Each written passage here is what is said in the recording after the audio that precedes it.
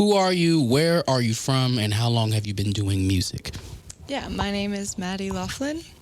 I'm from Wichita, Kansas, and I would say I really started writing music in elementary school. I have like two sweet little songs from that season, but I really started getting serious about writing music in 2020.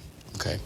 And if anybody has seen Madi Laughlin live, they know that one, you are a phenomenal singer, but you are also an instrumentalist. I've seen you play guitar. Which came first, and did you always imagine doing one along with the other professionally? It's funny, I never thought I would play guitar.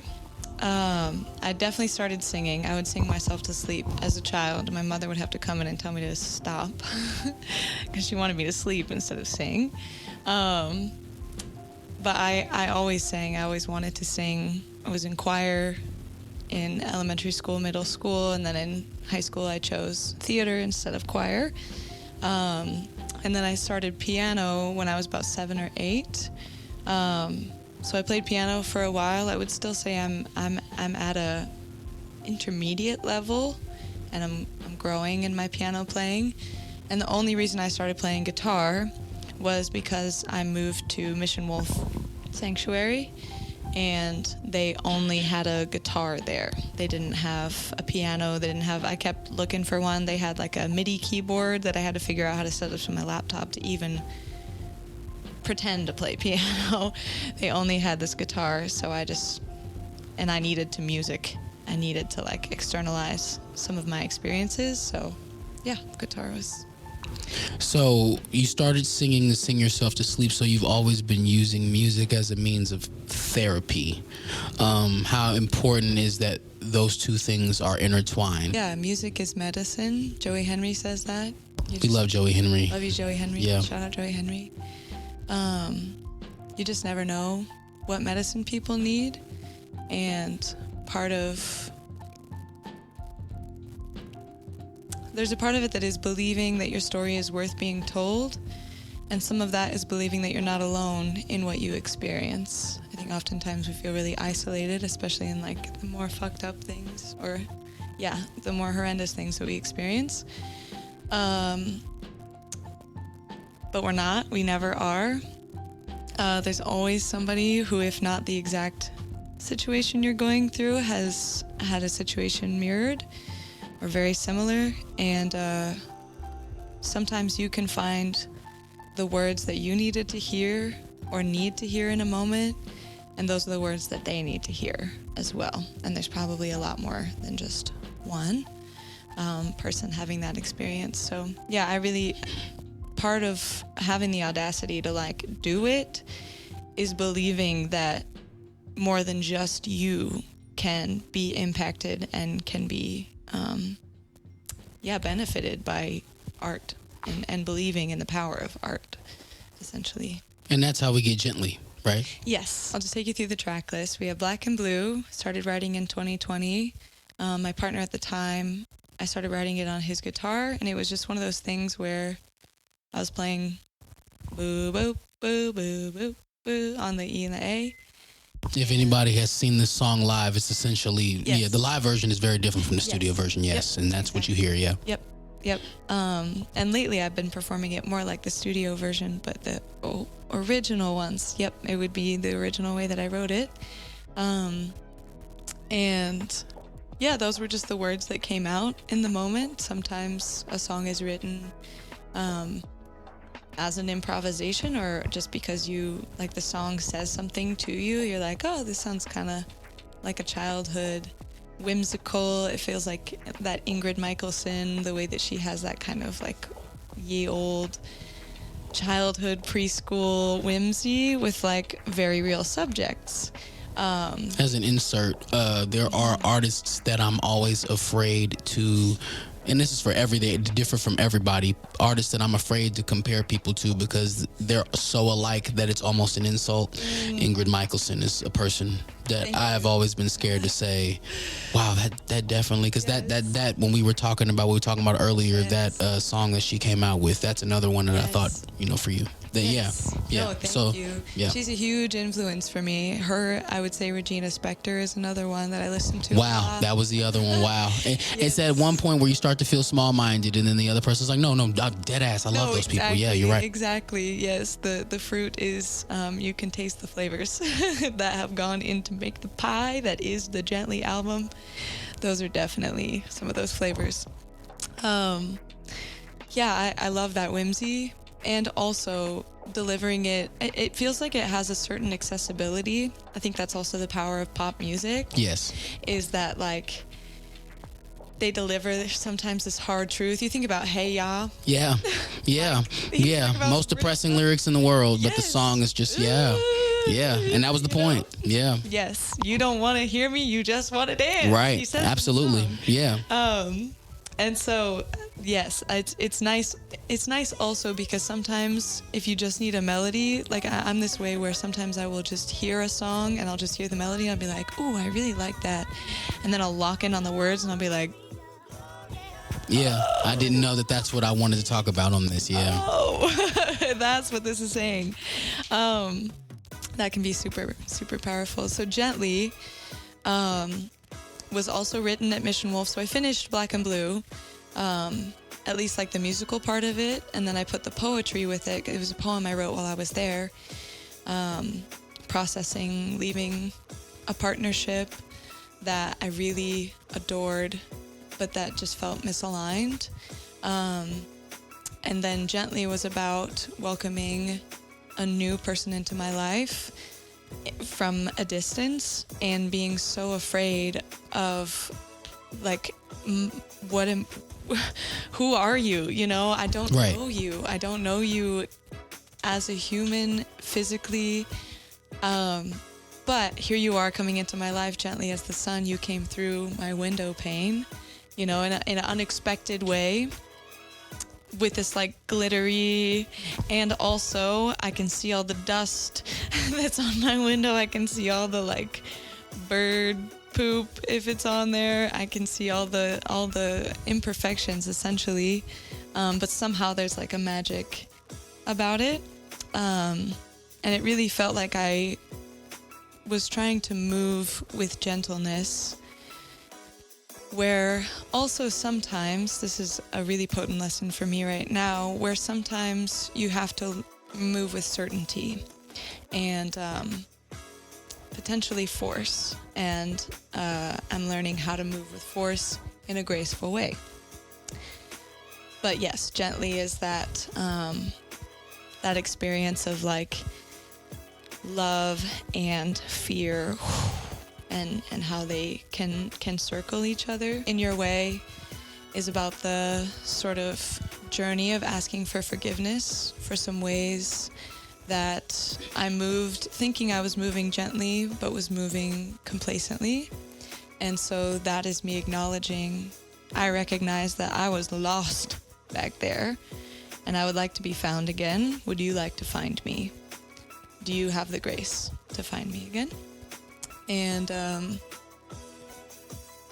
yeah, also like acknowledging the full experience of that season, of loving people, like loving many people. Yeah, and just trying to figure out how to ask for redemption when love wasn't enough, I guess. We have, after that, Come Down. That's a cover of a Sylvan Esso song. But it took the shape. So my original vision was to have a bunch of people get into a room, kind of like on the TVMA album. I'm the one. I'm the one jump. Yeah. We were all in that basement shouting and screaming. Yes. I was wondering where that audio came from. Yes. Yeah. That was a touching moment for me. No, that was powerful. And it's so cool to come together and make art. You know, make art together. And I feel like he was somebody who really inspired me to make that ask of my friends, you know, to have the audacity to say, hey guys, come over, I'll get you some food and we're just gonna make something. Yeah. I didn't get to do that with Come Down. It ended up just being a Quinn and I song. But that also feels really potent because the relationship that Quinn and I have is so It's been so powerful for both of us. Sometimes we are the parent of each other. Sometimes we're the sisters. Sometimes we're the partners. Sometimes we're the best friend. Sometimes we're the challenger. Sometimes we're the reflection. Sometimes we are each other, you know. So it takes on many, many forms, and I'm grateful to have relationships like that in my life, because they really there's the sermon that Kaya, who is also one of those people, I love you, Kaya. Yeah, we'll be talking about you in a second, Kaya. Yes. She sent me a sermon today that was about your community sharpens you, and you don't really have friends in the room if they're not holding you accountable. Yeah. And that is huge, and I am so grateful for my friends that sharpen me in this way, so and that can love me in this way. So necessary. So necessary. So that is the person, Quinn, to me. We have our band Yahweh. And Hey Mama, Won't You Come Down is also for, so she lives in Switzerland, and being away from your mother for a long time, you know this feeling. Many people know this feeling. There's a different kind of yearning that happens. I'm so grateful that I am with my mother right now, and I get to live with her in this season, because that feels like such a gift to both of us, and such a healing to our relationship that has needed, you know, we need that to move forward. Yeah. But it's also, I have many people in my life who do not have their mothers anymore, and so it is also for them that prayer of like, won't you please make your presence felt? Won't you please come wash my hair and care for me? It's that like craving of like, I need my mother's care now. Yeah. Or a mother's care. If you had a mother that you didn't experience care with, I need mama's care, you know? And sometimes the earth is our mother and the river is our mother, and we can have our hair washed by her, you know, the way that we would hope to receive that from a mom. So that's a really like sacred meditative song for mothers, and you know, Cancer is the sign of the mother, water sign. Yeah, all of those heartfelt experiences. Then we have Patience, which I wrote about hiking up that hill at Mission Wolf every morning. I lived at the bottom of the hill, and I worked at the top of the hill. And I say hill, but it was a mountainside, and I had a gravel road to walk up, but it was, you know, if you're on the Stairmaster and you put it on the highest setting, it was that, you know, it was that kind of an incline. Wow. And so that was my everyday, every morning commute. And I recorded the guitar for it, and then I would just listen to it with my string headphones as I was climbing that hill, because I knew I would have to be patient with myself. I would have to be patient with the journey. I would have to take breaks and just turn around and look at the gorgeous. Thankfully, like, I just turned around and it's a gorgeous vista of the mountainside and the cattle and the grass, you know, so like it's hard work, but like just look up and pause, and it's really beautiful. And I feel like that's part of the magic of having patience, is in the stillness you do really find beauty. You just have to like look around for it.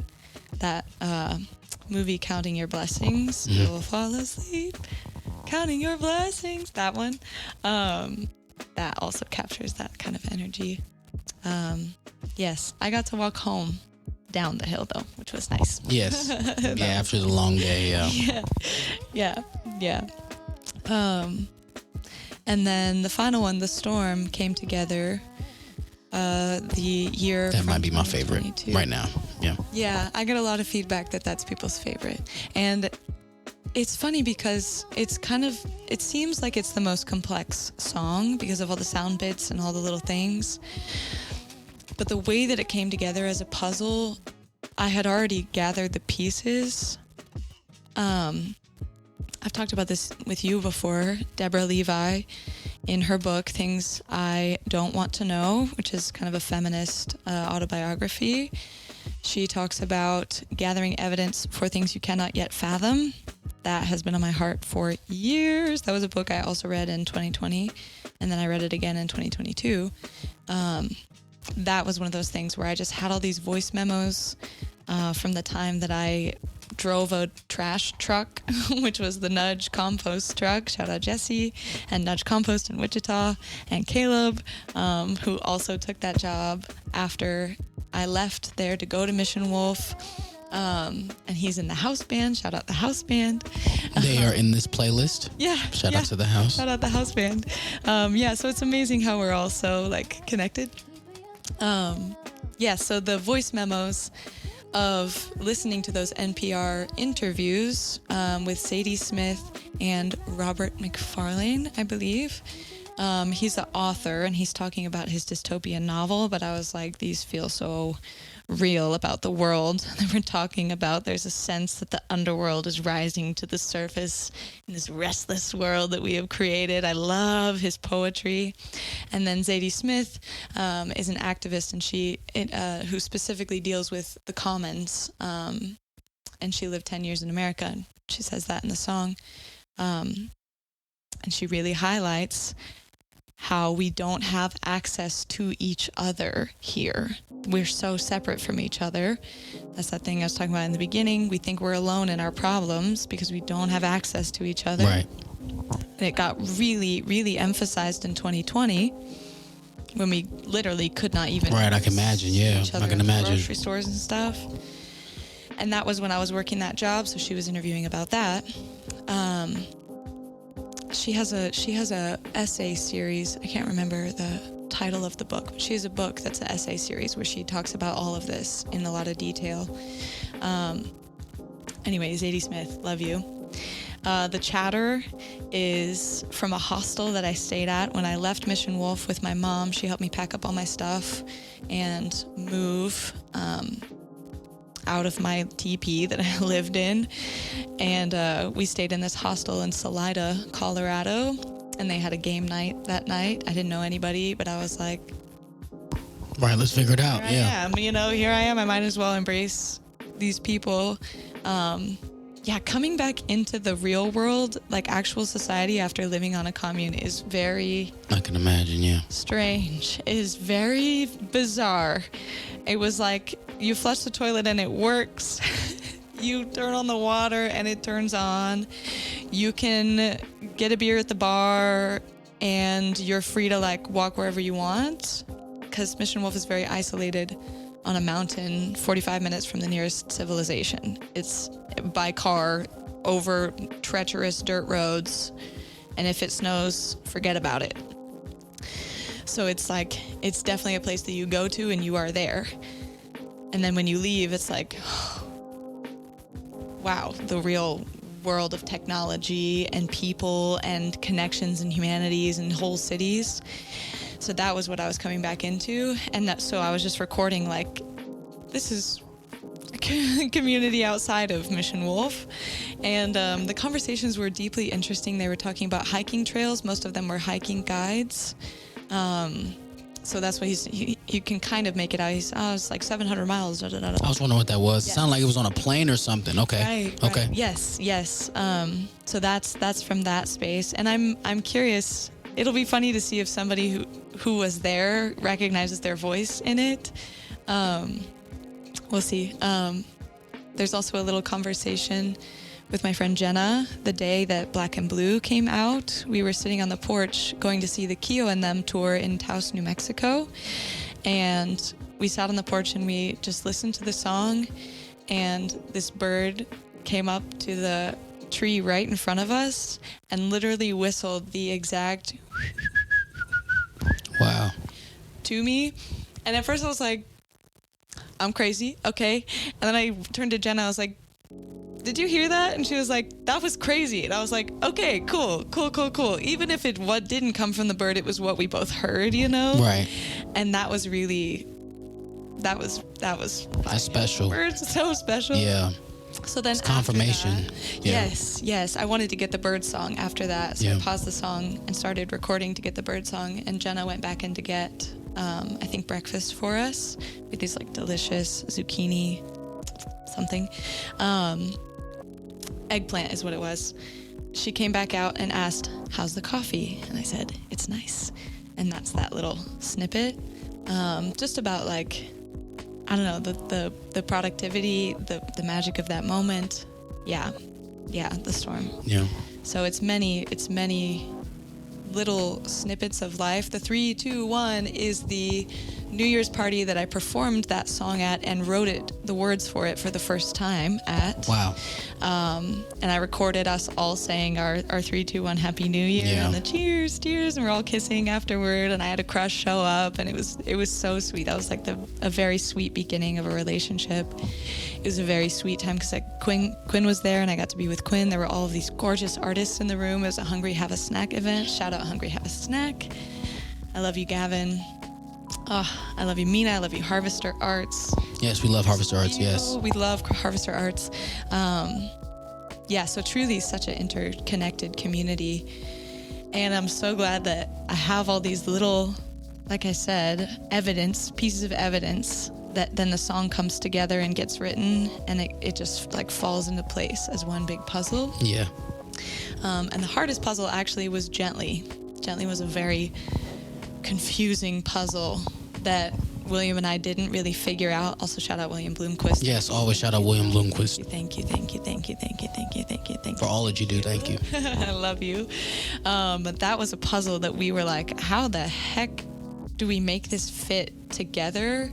Because I wanted, and it's my own damn fault, but I wanted such specific vibes for each section that we had to figure out how to make them then have a through line, and which like take the guitar out at some points, just really playing with the style of the song and how the message gets delivered. Right.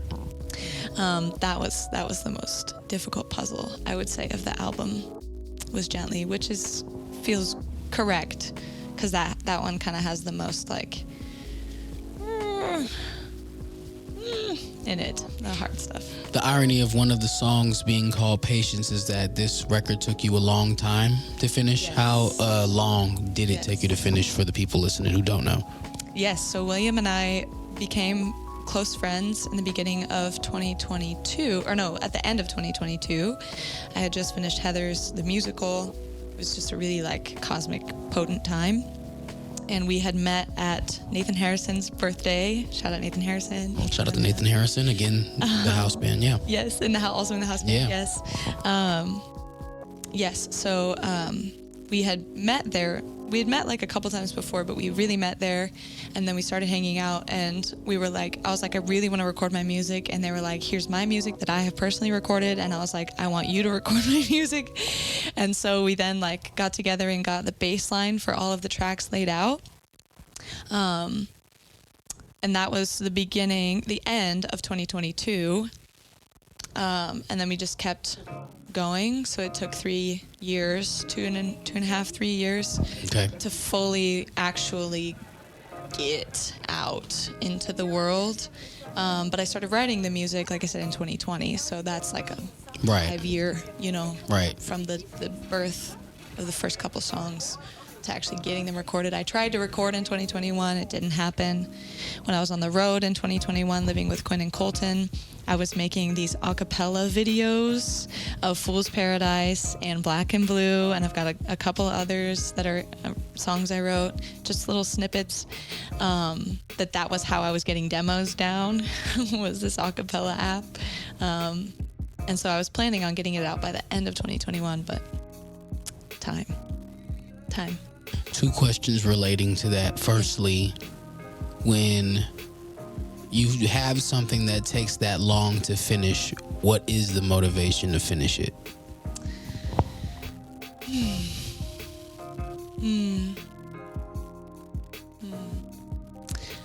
Honestly, I feel like the moment that I was like, okay, we're doing this, was when I came in here, I sat down with you and Morgan, and I said, okay, I want to put this out, and I need help rolling it out. Because otherwise it would have just stayed in this liminal forever editing process with William, because we could do that forever, William. Right, you can always make it better, yeah. Yes, every artist. I think, looks at something that they've made and could say, this could be, and sometimes something feels done. And this feels like the version of what it is right now. Of course, when I listen to it, there's always things that I could be like, what if we, and it could be, and this could, but it has to come out at some point. And I also really felt like God was telling me, like, Maddie, you're stuck right now in artistry because you have this huge thing that you're just sitting on. You're just sitting on it. And that's something that I had your voice in my head that was like, and we actually release our music. Yeah. No. That is Logan. Shout out to Logan.jpg. Yes, yeah. Logan said that. Yes. That's one of my favorite quotes. Yeah. Yes. Thank you, Logan. That I was like, yeah, we got to actually release our music because what am I doing sitting on this for so long? Right. Yeah. And when we got the plan down and figured out how to promote it, we got the music video planned out. So many things just like puzzle pieced into place. And I cannot take credit for that, to be honest. Like it felt very divine. And I felt like I was just like, in a storm. There we go. Yeah. And there's a lot of hard work that went into it, not to discredit the hard work that I did put into it, but there were so many things that were out of my control that just aligned wonderfully, that I'm really grateful that they happened the way that they did. Shout out Avi and Gavin for being in the music video. They are so gorgeous. I can't wait for y'all to see it. It's coming out soon. I just got to get that last minute of video edited, and somehow it's the hardest minute of video to edit. The rest of it was like, it always is. Yeah. Last book. Yeah. So, yes, it will come out soon. It's really, really beautiful. Really excited to share that. The second question in reference to how long it took when the final tweak was made, final listen, what emotion was there? Wow. When y'all sat, because it was probably you and the engineer, y'all sat and y'all listened to the whole thing all the way through, and when the last whatever plays at the end of the storm, what feeling did you have?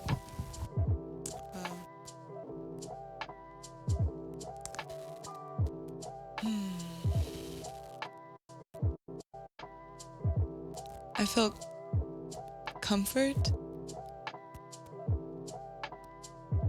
I felt like I had this lens of like the other people who are gonna hear it, and the specific like need that it meets for me to hear my experience externalized outside of my own body. That is a huge validation. And sometimes it comes from other people. Many times, most of the time, it comes from other people where I'm like, oh, thank God you said that, because I needed to know that's what that was. Real. Yeah. Yes, that's what that was. Exactly. And so it felt like that. It felt like hearing it outside of myself in this like crazy, it's like, I wouldn't call it a roller coaster, but it does have this like journey, especially like starting with Black and Blue always has felt like a little walk in the woods. Gently also has this kind of like pushing, chugging feeling to it. Yeah. In Your Way has this like rock and roll, it's got those like flavors of rock, but then the beginning is this like indie. Maria Elena Silva is I would say she's one of my big inspirations. William Shout out to Maria Elena Silva, yeah. Her music with me. Oh my gosh, that Eros album is so insane. It's so good. She's a huge inspiration to the way that song got shaped, especially that beginning, the sparse, like just making the space in the beginning for the vocals to come in. And then Chase laid the drums, and so good to feel the and the ending to have as much energy, because I felt that when I was writing it. Oh, I sure did. I sure did feel that when I was writing it. And so it's nice to hear it accurately outside of yourself. Yeah. I actually didn't put harmonies on the storm until one of our very last sessions, like one of the very last sessions. And then I was like, I'm so sorry, we have to track more. I turned to William. I said, "Would you be so sad if I had to track more?" And they said, "We gotta do what we gotta do. Gotta do it. Yeah, that's how it be. Do what we gotta do. Just take the deep sigh, cause you gonna press record anyway, bro. Exactly. Yes. So we got it set up. Thankfully, they already had the mic set up for something that they were working on. So it wasn't like extra work. It just aligned in that moment. And so I got those harmonies recorded in one little session, and it just locked all of that into place. And I think that those were the things, like, for example, Gently's second verse, I've laid all my cards down. The synth was something that got added also at the last minute, because I was like, man, the pieces are right, but there's something missing. I think it needs a synth or I don't know what. I don't know what it needs, but the feeling that it needs is this. And William said, what do you think about this? They sent me a couple of different versions, and they sent me that one. They were like, I'm so glad you like weird. I'm dead. Yeah. Because it's weird, you know? Yeah. And so I listened through that. I was like, yes, Will, thank you. Perfect. It also shows up in like other little places that feel really perfect. Yeah. So precious. So tedious, this process. But yeah, that the puzzle pieces coming together. Yeah. Comfort. Yeah. Okay. Comfort. It felt like looking at the whole picture. Yeah. And seeing that it's a complete picture. Yeah. That you weren't crazy. That you were working towards something that is real. Yeah. Yes. Yeah. Yes. And Fool's Paradise, funny enough, just didn't feel like it was part of that picture specifically. Because it took a different direction that I want to go in. But there's also some things, like I want to remix that song, because I feel like there's parts of it that right now it has kind of an electronic pop feel. Yeah. And cool. You know, like there's some people that really love that and really love that song. It's one of my favorite songs, yeah. Love that. Yes, thank you. For me, it's like I want there to be more warmth in the music, and I want it to have more of a soul feel. But I love this version because it captures, like, it feels like that 1984 cold, callous world that I'm talking about in the song as well. Yes. And I think that that's effective, and that's why this is that version. But there is also a version that is like the heart of it. No, you make me feel like a fool. That is that heart that I would love to bring out in the mix. But Chase Libby did that mix. Thank you, Chase. Thank you, Chase. Yeah, also did the drums on In Your Way, and laid drums for Fool's Paradise. We got Tyler Frew on saxophone, Nathan Harrison again on the guitar. So many artists. It's okay if I talk about the artists. Go ahead. Please. We know these people. Yes, Corey Bell. I love you. I know you received it. Corey Bell was on cello for Gently and Black and Blue, and she also laid cello for Birds and Yahweh's Birds, and she also laid cello for a song that I'm working on for my next EP that I haven't talked about, but that I am working on right now actively, called Horrors and Delights. I have a song called Blood in My Mouth that I haven't played in a long time, because I haven't really known how to hold it, because it's about jealousy. It's the Dark Night of the Jealous Soul song, and I was trying to be like, no, I'm bigger than that, you know? But now I'm like, no, that is such a real and necessary experience for all people, to like see your jealousy and hold your jealousy and try and see what your jealousy is showing you. And so thank you, Corey, for bringing the cello to that, because that one's fabulous. And that was going to be on this EP, but again, that's another one that got cut because it just didn't. It's not the same direction, yeah. Yeah. This is the picture that it is. Blaine did the Blaine Martin. Shout out to Blaine. Martin did the bass on Fool's Paradise. So Chase wrote the part, and then I wanted some reworkings of it. And so Blaine recorded that. He helped me record some keys. He helped me record a lot of things. Shout out Blaine. Let's see. Shout out Micha in Switzerland and Quinn, obviously. Micha helped me record for Table, actually. and he mixed and mastered. I was wondering. Okay. Yep. Okay. So he was the one. I was in Quinn's bedroom, right in front of her closet, and that was where I did the vocals for Table. I love that. Man, that was I love that. So sweet. I never want that to go away. Recording in the closet, recording in weird places. Same. Yeah, that take when it's all fancy fucking studios and shit that's paid for. It just takes the soul right out of it. Yes. Yeah. Yes. I want to hear bullshit in the back of your vocals. It lets me know that you're still trying. Please, I share that with you so very much. Yeah. Yes, that is important to me. That's why I put those voice memos in there. That's why Patience is literally a voice memo on my phone. Like that is the track for that, the guitar and the vocals. That's why those bird sounds are in there. That's why you can hear the door in Black and Blue. There's a little door sound at one point because I recorded that on my phone. That literally is the acapella demo file. Wow. Is the intro to Black and Blue. Wow. That's why you get that door sound that I recorded in Colorado at Mission Wolf. Wow. So there's so much of this album that is so DIY, like did it myself. You know, I chopped this question from the original interview, but now that you've said it, yes. And I'll use it as a segue. How important is DIY to you? Very.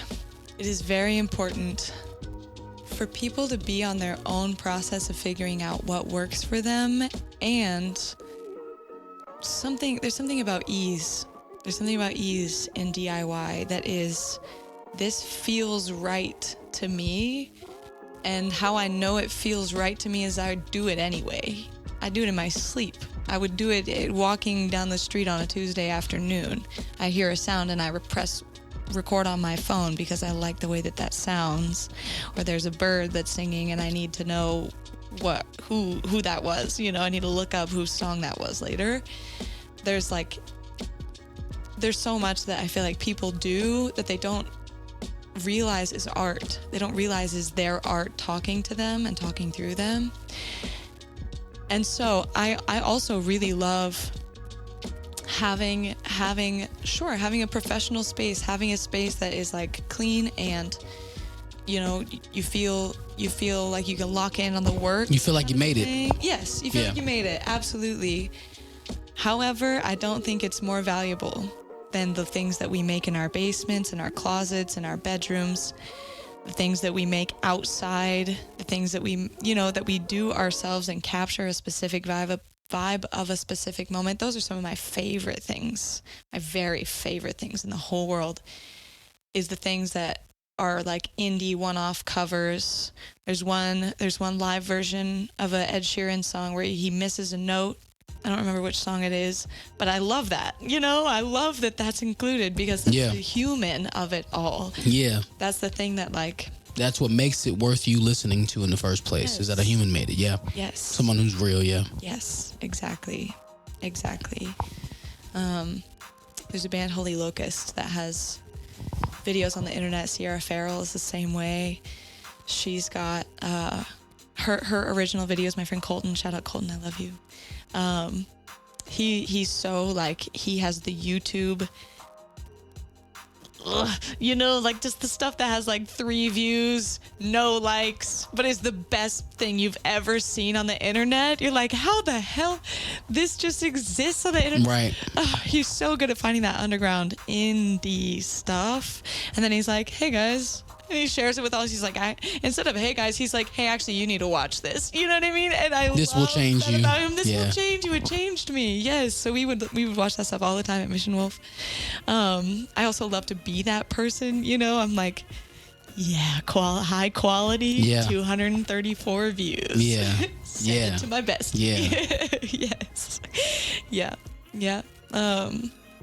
It's really important to me. That's what I want, is the like tender, raw, authentic, real, human, unique. There's a certain authenticity that comes with DIY that you don't get in the commercial stuff. The commercial stuff, you apply the same freaking Vox filter and you apply the same wah on the guitar and the same reverb, whatever, because it sounds good and people buy it.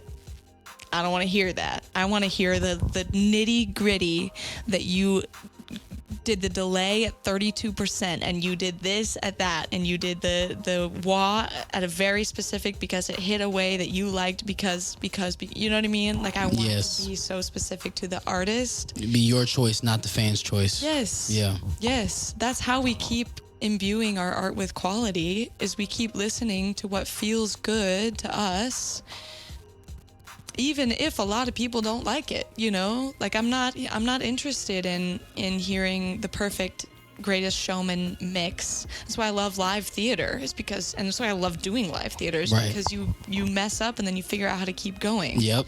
Yeah. Same with live sets, all of that. That's life. You're right. Know? You're right. Yeah. Figuring out how to wing it. Yeah. Yes. So it's very important to me, and it's not at the expense of the commercial, but I will say there is a certain quality. And I've heard some bad DIY, and I don't even like to call things bad, you know? I know you've also heard bad DIY. And it's like, I have. Please keep going. Yeah. You know, and figure it out and become good DIY. Yes, yeah. Exactly. Please keep going. Please keep learning. Please keep figuring that out, because you clearly want to do it, you know? You clearly want to do it. So even if you are a DIY person and somebody says, this sucks, this is horrible, this is da-da-da-da-da, take it, you know? Thank you for the feedback, ow. And keep making whatever the hell you want to make, because that's what matters, is that you keep making them. That's true. What is your relationship with the cookie store, and what does it mean to have your debut come out through it? Yeah, thank you. Oh, wow. The cookie store has been one of these godsend spaces where artist development has come so like naturally and with so much ease. I get to collaborate with some of the most what do they say? Cutting edge, I would say, cutting edge artists in Wichita. Okay. Like, so many people in Wichita and in the cookie store who are doing stuff that nobody else is doing. Exactly what I was talking about earlier. Yeah. And simply because God said so, you know, whoever they consider to be God, whether it's the voice inside of them or whether it's something outside of them, God said so they have to do it, you know? Yes. And that, having a community of people like that is really, really powerful. It feels like a family. You know, I really stand on the first song that I ever did, Batter in the Dough. Something bigger than the city ever said that they'd allow us to be. Back before that, but it's family. See, gathering, fathoming something greater than anything that the city ever said they'd allow us to be. Because sometimes you can't go through the structures that are in place, because the structures that are in place are meant to like keep business as usual. And we don't want business as usual because we've been harmed by business as usual, or it's not inspiring, it's boring, it's monotony, it's what I wrote Fool's Paradise about, you know? Right. That's what they want to keep going with. And so this is also the part of DIY that is the richness of it, that like we really started out as a group of high quality character people. That's true. Gathering in the same place, eating a chicken wing. You know, eating somebody's homemade macaroni and cheese and putting music together and just slapping it together. I remember the night that we wrote Table, speaking of Table, being at Jamal's house, and he played this Strawberry Fields or Strawberry Dreams. Yes. I think it was Strawberry Fields beat, and I was like, that is yummy. That is Yum City. I need that. I need to do something with that. And he was like, well, you can. And Logan and I were like, right now? And so we all went out to the front porch, brainstormed, figured that out. And it was like we were just writing to this song. Went inside, recorded those vocals immediately. That's why you can hear the people in the background. It feels that way, yes. Literally people there, you know? Like the talking in the back of my vocal take is literally people at the cookie store, getting loud, laughing in the background. Prepping for that record, yes, exactly. The company party record. And I'm so grateful that got to be the start, you know? I know that we're growing and we're shifting and we're moving into a different season right now. Yeah. And that's also, I think, a necessary step for growth. I think there's just, there's a lot. There's a lot that's like shifting and clicking and changing. It's I don't hard. know the words. It's hard. It's hard to put language to. Yes. And it's hard to change. It's hard to go through changes. I think that they are the right changes. And I'm really grateful that we got to have such a sweet beginning. Yes. Such a sweet beginning. Yes. To something that we're just trying to grow in authenticity in the city and in DIY. Yeah, I'm really grateful for the friendships. You know, some of my best friends are cookie store members. Many of my best friends. I really don't know what I would do without y'all. There's such situations that I have experienced in the time that I've been here in this country and outside of this country, that knowing that I had a safe community to return to made it that much easier to go other places. You know what I mean? Yeah. To explore and to expand and to build Yahweh and to have that, you know, and to come back and be like, okay, I can land on my pillow, my soft cookie store pillow, you know? Game I like to play every episode of Love Child Radio is the playlist 3. The scenario is simple. You're wrapping up a set. Maybe you're like the last 30 seconds of your big closer. Somebody walks in and hears this and goes, holy shit, I didn't know this existed. And they come up to you and like, hey, sorry, I had traffic. I was supposed to be here earlier, but I couldn't make it for your set. But you were amazing. Sure. What 3 songs from you should I go play right now to get the gist of your artistry? What 3 songs? I would definitely say The Storm. Okay. Definitely The Storm is on that list.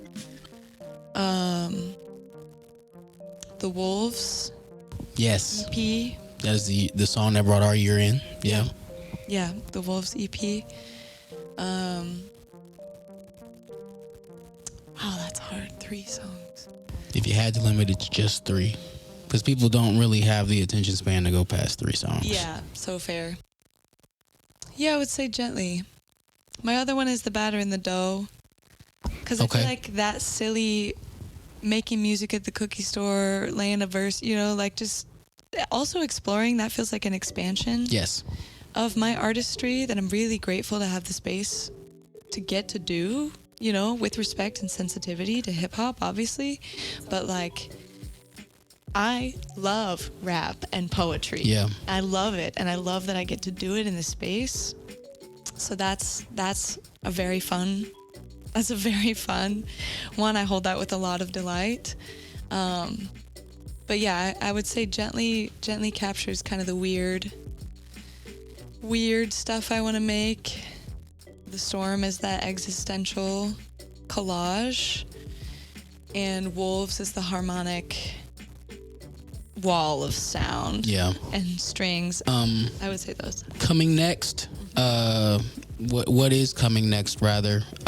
You lightly mentioned, but I would want you to delve into a little bit further if you'd like, Sunblush and Yahweh, as well as anything else that's coming up for you that you want people to look up to or look forward to rather.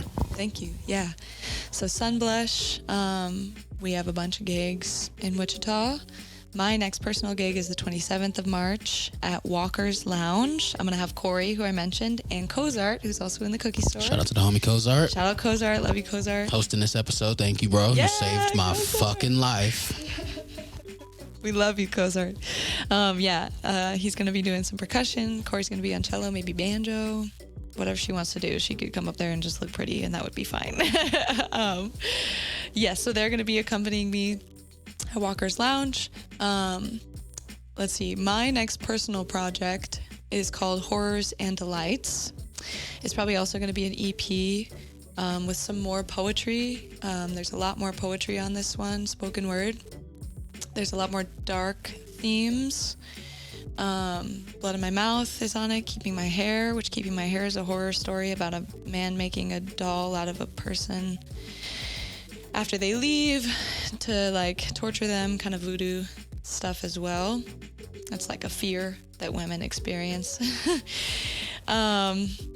There's also a song called Not Interested, which is about kind of political uprise. That pops up on the live version of Gently. If you have heard the Cookie Store exclusive, it'll have a track that is the full live performance after the storm. Yep. We'll have the full, and then Not Interested is on there, and Free is on there. Okay. Free might be on this one, we'll see.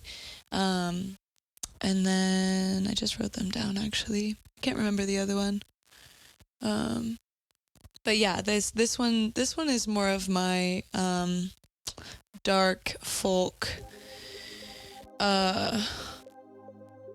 Just acknowledging the pain, the pain, and that's another one of those of seeing an experience outside of yourself, in spite of or sometimes because of its horror, can be really validating. That like I don't have to be that anymore, and if it's outside of me, hopefully I can. It's not right now, you know. Yeah. Hopefully it's not my present. Yeah. Sunblush, we're getting ready to record. Kai and I were literally texting today about the what we want our album to be called, what songs we want to write to add to it, because we brought our originals, our personal originals, but we want to really focus on our collaborative music. Yes. This year, especially in this next season of Sunblush. We want to go on tour. There's some like sprinklings of tours happening. The thoughts. So we're hoping that those come into the real realm. Yahweh, they're still doing shows over there in Switzerland. This is also something I'm doing Artist Inc. Shout out Harvester Arts. But they're having us figure out our 1 year, our 3 year, our 5 year, and our 10-year artist plans. And definitely part of my 5-year plan is to be in Europe for a season. We'll see what I have to do to get there reasonably. And the reason I want to do that is there's so much privilege there that I want to learn from and absorb so I can bring it back to the spaces that don't have that and don't have that structure and don't have those systems and don't have all that, and figure out how do we, not that it's perfect over there by any means, but that there definitely is a certain quality of life that people get to experience that we do not have. We do not have here. That's what Zadie Smith is talking about. The Commons in America, you can't find it. So I would love to spend some time there, and that would be my season of working with Yahweh Music. We have other songs. We have a song called Trains that we want to put out as a single that we wrote while we were on a train, about travel and movement, and yeah, it's really cute. It's really, really cute. We really appreciate you for stopping by. Thank and you. on a personal, I love you and thank you for everything. I love you. Thank you. The last song coming up now is The Storm. I want you to introduce it and tell folks where they're listening at. Thank you. This is The Storm, and you are listening at Love Child Radio. I hope you enjoy.